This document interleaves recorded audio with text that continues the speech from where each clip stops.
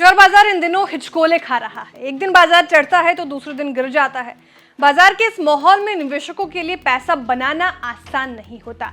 निवेशक भाप नहीं पाते बाजार की चाल किस ओर जाएगी, और बाजार में इस माहौल के बावजूद दिग्गज निवेशक आशीष कचोलिया मोटा पैसा बना रहे हैं। ट्रेंडलाइन के मुताबिक 2024 के शुरुआती महीनों में आशीष कचोलिया का पोर्टफोलियो 10% बढ़ा है।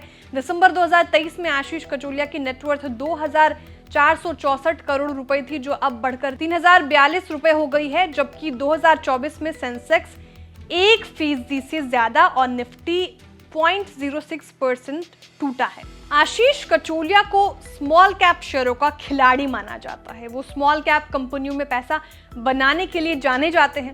दिसंबर तिमाही में आशीष कचोलिया ने अपने पोर्टफोलियो में 4 नए शेयर शामिल किए हैं। इनमें brand concepts, SG Finserv, Tenfac industries, updated services शामिल हैं। वहीं आशीष कचोलिया ने 3 शेयरों में अपनी शेयर होल्डिंग में बढ़ोतरी भी की है। इनमें Zaggle prepaid ocean services, La Opala RG, Aeroflex industries शामिल हैं। 3 शेयरों में आशीष कचोलिया ने अपनी शेयर होल्डिंग कम भी की है। इनमें ADF foods, best agro life, Balu forge industries, Repro India and IT learning systems शामिल हैं। अब आते हैं जिन शेयरों में आशीष कचोलिया का बड़ा निवेश है, उनका रिटर्न कैसा रहा।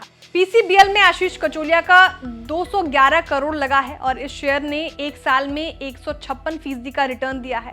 सफारी इंडस्ट्रीज में 208 करोड़ का निवेश है और एक साल में रिटर्न 107% है। शैली इंजीनियरिंग प्लास्टिक्स में 176 करोड़ का निवेश है और एक साल में 44% का रिटर्न दिया है। गैरवेर एचआई टेक यानी गैरवेर हाई टेक फिल्म्स में 174 करोड़ का निवेश है और एक साल में 192% का रिटर्न दिया है।